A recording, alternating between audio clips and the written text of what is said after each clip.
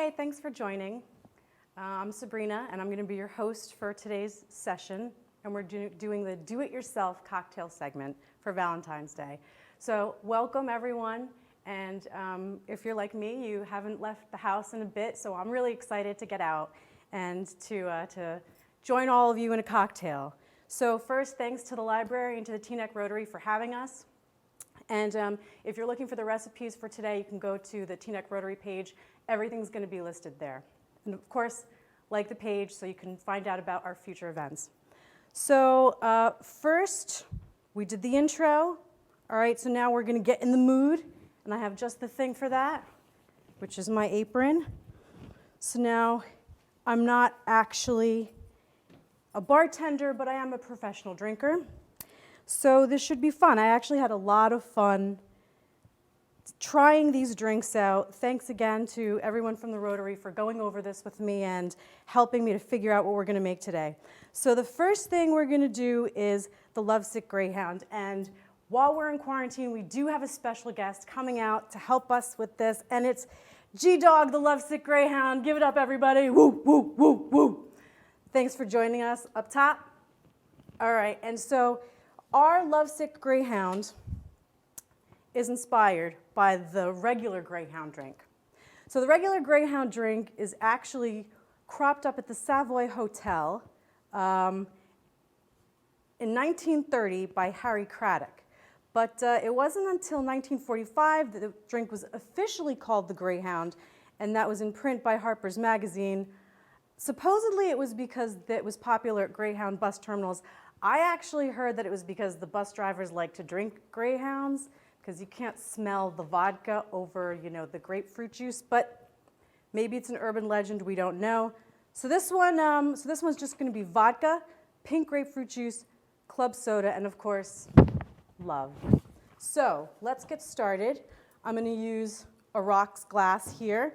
This is actually a stainless wine glass, but I'm using it as a rocks glass. And I got some ice here. All right, so we got our vodka here. It's a little empty. I had to practice one a few times. Practice there. So we're just going to, and now I'm just going to do a count, right? So some people like to measure this stuff out. I'm just going to go for it. I used to do a 3 count. Now, post-pandemic, I'm going to 4 count. It's the middle of the day, so I'm going to do light. 1, 2, 3. That's it. You can always add more, but you cannot very well add less. I've learned this the hard way. Okay, and so now we're going to take our pink grapefruit juice here. This is actually ruby red, but whatever you got, as long as it's not the white grapefruit juice. I'm going to add a splash here, give it some color. All right, that smells lovely. This is actually more of a summer drink because it's very refreshing and citrus, but it's going to be great. So we're going to take our club soda, add a splash. And now here's the fun part. G-Dog, excuse me. We're going to take a strawberry and very simply just cut it. Not all the way through, just so it'll stick. Voila. And now, because we want to save the world, one cocktail at a time, we're going to use a metal straw. Give it a whirl. That's amazing. We're going to put that on the side. G-Dog, have a sip. Let me know what you think. Any good? Okay, don't drink it all. That's mine. Okay, next, we're going to go over some variations of this, okay? Because not everyone drinks. I have a son. If I'm making a fancy cocktail, he definitely wants a fancy cocktail too. So you can do this, in a non-alcoholic version, right? You can add ginger ale or fruit punch instead of the vodka, or pink lemonade instead of the ruby red. You can have a lot of fun with it. You can use grapefruit vodka if you want a little bit of a stronger flavor. I just used the regular Tito's. I'm a Tito's girl. And then if you wanted to add a pop of color, you could just put some blackberries or blueberries on the bottom there.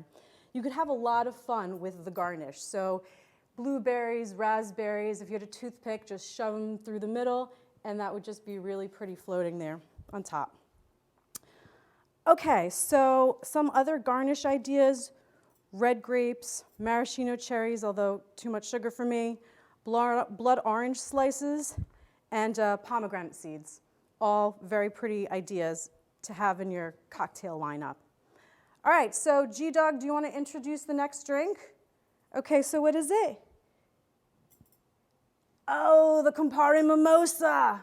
All right, this one is actually become quickly one of my favorites. So I've really been enjoying this at home. And so what we're going to do is just make a standard mimosa is Prosecco and orange juice, or if you're being fancy, it's peach nectar as a Bellini. This is almost exactly the same thing, but instead of using that kind of juice, you're going to use Campari, which is an Italian bitters. Now let's read a bit more about this. It's an Italian liqueur considered an aperitif obtained from the infusion of herbs and fruit in alcohol and water. So it's a bitters characterized by its dark red color. And if you don't want to use Campari, you can use Aperol, which I think is slightly sweeter. But I chose something a little bit more bitter, like me. Okay, so we have our Campari, and now we're going to open our Prosecco. So I waited to do this because I used to be really afraid of doing this, right? I've had these things launch from wherever and hit the ceiling, so there is a bit of a science to it, right? There's gravity behind this thing, so the trick to it is just putting something over that so it's not gonna, pop off. So we're just gonna look at that. I feel like a professional. Okay, so now we're gonna make this super fancy by putting it in a champagne flute. The trick to not getting too much foam at the top is just to pour on the side, very, very slowly.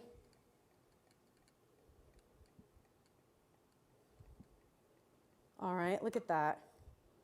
Look at that, good job. Okay, and then now we're just gonna add a splash of this because it is pretty bitter, and I like bitter drinks, but it's really bitter. So just a splash to make it sort of like a little bit of a rose gold color, right? That's even a bit too much, I think. So I'm gonna just add a little bit more. And now, all right, so there we have our Campari Mimosa, but we're not done yet. Okay, so now comes the fun part,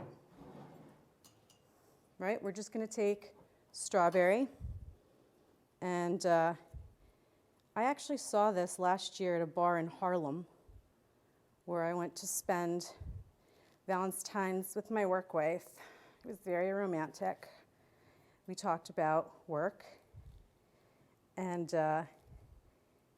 had some cocktails. So this is where I learned that one. And all you're gonna do is, all right, I kind of butchered this, but the idea is you wanna make a little heart, okay? Mine is a little broken. And then you're just gonna float it on top.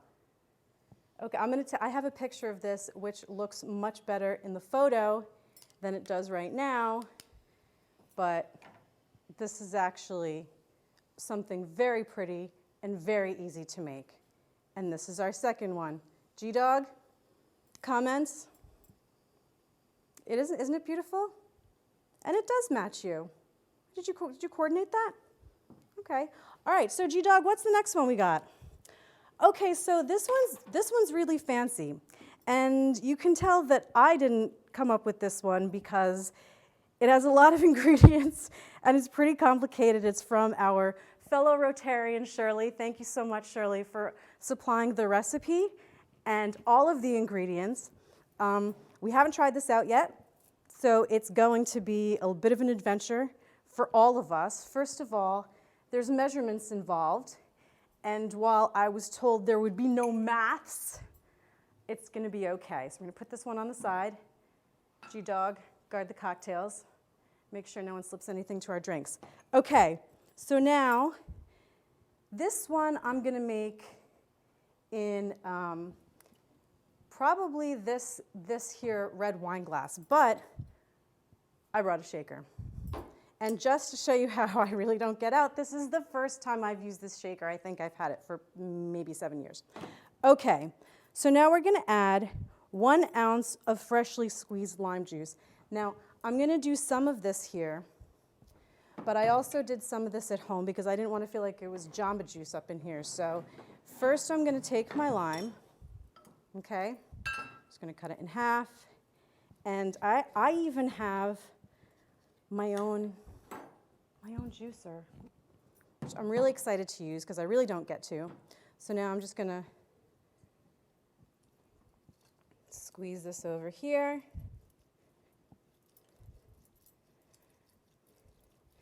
I didn't get that much, but I don't need to because it's all for effect. It's really just going to go in here. Okay, so now we have the lime juice. Now we need 2 ounces of Grace strawberry syrup. Here's the strawberry syrup. That smells good. Okay, 2 ounces. And that looks like straight up Robitussin, but I'm sure it's going to be delicious. 2 ounces of, okay, so this is where we start getting crazy. Okay, so now we're going to take this. This is the white Overproof Rum.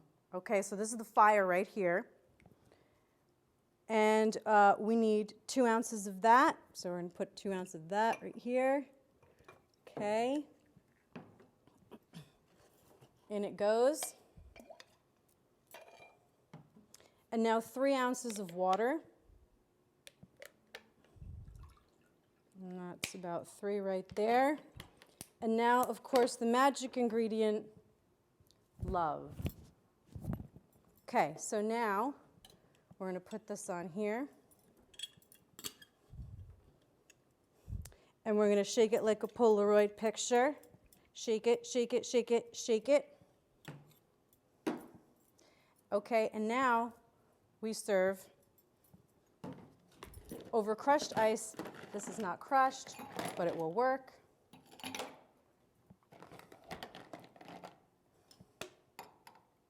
Look at that. Oh, that's beautiful.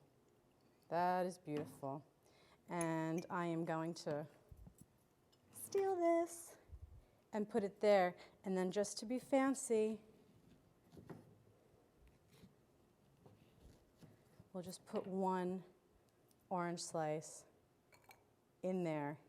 And this is the Jamaican Love Punch. You know what, Shirley? Jamaican, we love you. That is good. That is good. G-Dog, you gotta try this one. What do you think? Pretty good. All right, so I think we have all of our drinks. We have our Compadre Mimosa, Jamaican Love Punch, and of course the classic Lovesick Greyhound. We want to thank everyone for joining us again. Again, if you want to find all of these recipes, please go to the Teaneck Rotary page and like the Teaneck Rotary page because I'm sure there's going to be some great events that you're not going to want to miss. Thanks again to everyone, and please reach out with any questions. If you have some other ideas of how you've done this that worked really well, we'd love to hear it. So thanks so much, and we hope to see you soon. Happy Valentine's Day.